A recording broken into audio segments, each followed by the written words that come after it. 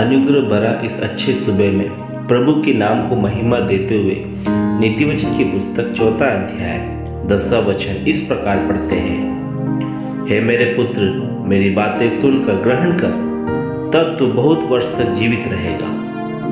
इन पढ़े वचन को आधार मानकर वचन को ग्रहण किए हुए लोग इस विषय में प्रभु में आश्रित होकर अब मनन करें। प्रभु का वचन सुनने वाले और सुनकर ग्रहण करने वाले आदर पूर्वक आदर्श बनकर विश्वासी जीवन जीने वाले लोग होंगे।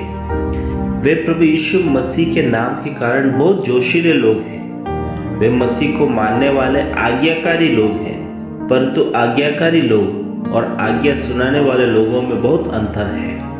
आज्ञा सुनाने वाले लोग हमेशा दूसरों से आज्ञा मनवाने में लगे रहते हैं।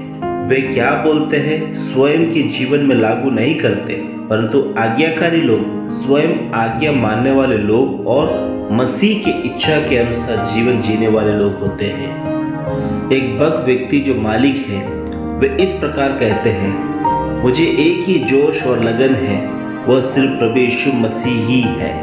प्रभु यीशु मसीह के लिए कोई भी त्याग, यहाँ तक अपने स्वयं के जीवन को प्रभु के लिए छोटा समझने को तैयार होना है, तो प्रभु यीशु मसीह का वचन का प्रकाशन हमारे जीवन में होना जरूरी है।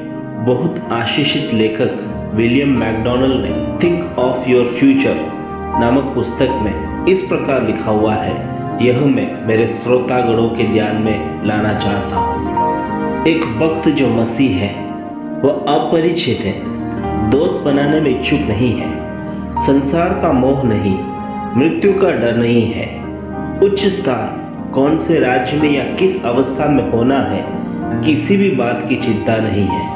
वो एक ही विचार वाला व्यक्ति है, वह प्रभु यीशु मसीह का सुसमाचार है। वह एक ही लक्ष्य वाला है, यह परमेश्वर की महिमा है।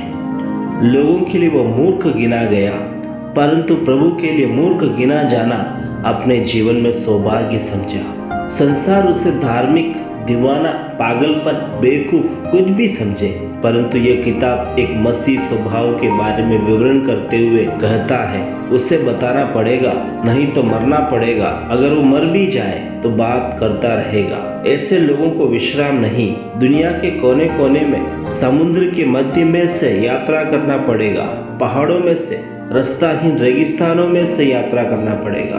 वे उच्च स्वर से बिना रुके वे कारागृहों में भी गाएंगे, समुद्र के तूफानों में भी गाए बिना नहीं रहेंगे। मंत्रिमंडल के सामने, राजाओं के सामने भी सत्य की गवाही को पुकार पुकार कर कह रहे हैं। मृत्यु के अलावा उनके शब्द को विराम लगाना संभव नहीं। अग्नि ज्वाला में भी, यहाँ तक मृत्यु के मध्य में भी आत्मा उन्हें राह दिखाकर चला रहा है। उनसे क्रूर वर्ताव किए हुए लोगों को भी वह आशीष दे रहे हैं। जब मैं अपने शब्दों को यह विराम दे रहा हूँ और मैं आपसे आग्रह करता हूँ कि हो सके तो विलियम मैकडॉनल्ड के थिंक ऑफ योर फ्यूचर नामक किताब को अवश्य पढ़ें। यह किताब आपको जीवन जीने के तरीके से बोध कराएगी। प्रिय श्रोतागणों, प्रभु के वचन को पढ़ें, प्रभु के वचन के अनुसार चलाए चलने वाले हो। ऐसे लोगों को स्वर्गीय पिता परमेश्वर अपने राज्य के लिए चुन रहे हैं, उसमें हम में से हर एक जन गिना जाए। Have a blessed day.